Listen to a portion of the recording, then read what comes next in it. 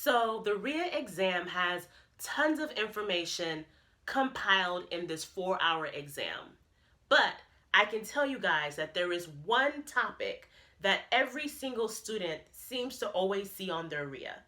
And that one topic is case mix index. So you want to be sure that you know how to answer these questions. And if you don't know what I'm talking about, or maybe you need a refresher on how to solve one of these problems, stay tuned. Here is a very good example of a case mix index.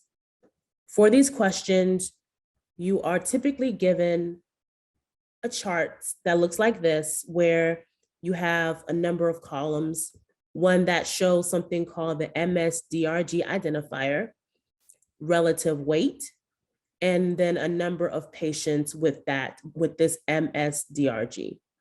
So to solve these problems for a case mix index, you're going to need to do some math. So let's just go ahead and discuss the steps here of how to do this math problem. The question reads, based on the MSDRG report above, what is the case mix index for this facility? The steps to follow is as follows. 1, you're going to want to multiply each individual relative weight by the number of patients. Step 2, you're going to want to add the total relative weights from all the individual calculations. And then C, you're going to want to divide the total relative weight by the total number of patients. And that sounds like a whole lot, but I promise you guys, it is a lot easier than it sounds. So let's go through this together. Here is our chart again. So step 1 was to multiply each of the relative weights for each MSDRG by the number of patients. So in this chart, I would multiply 1.234, which is the relative weight for MSDRG identifier A, by 12, which is the number of patients that have that A identifier.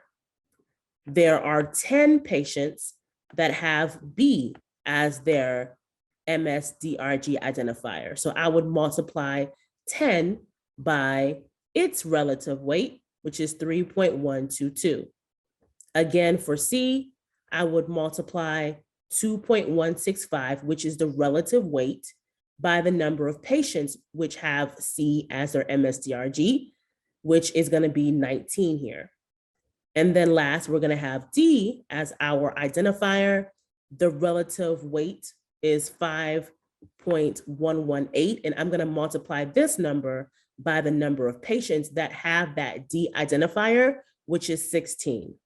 So you're simply multiplying each of the relative weights by the number of patients that have that weight. And when you do that, you're going to go ahead and do these calculations, and it looks like this. So if you want to follow along, go ahead and pause this video and do the math on your own and just see what numbers you get. And I want you to just write those totals out on your piece of paper. Okay, I'm going to go ahead and move on. We're going to go on to step 2. Step 2 is going to, of course, show you your totals. So if you did the math on your end, it should look something like this. For A, this is your total. For B, you should have got this total. For C, you should have got this total. And for D, you should have got that total. So now we have the total relative weights for each individual MSDRG, and we're now going to do step 2, which is to add the total relative weight from all of the individual calculations. And that just simply means that we're going to add 14.808, 31.22, 41.135, and 81.888 together.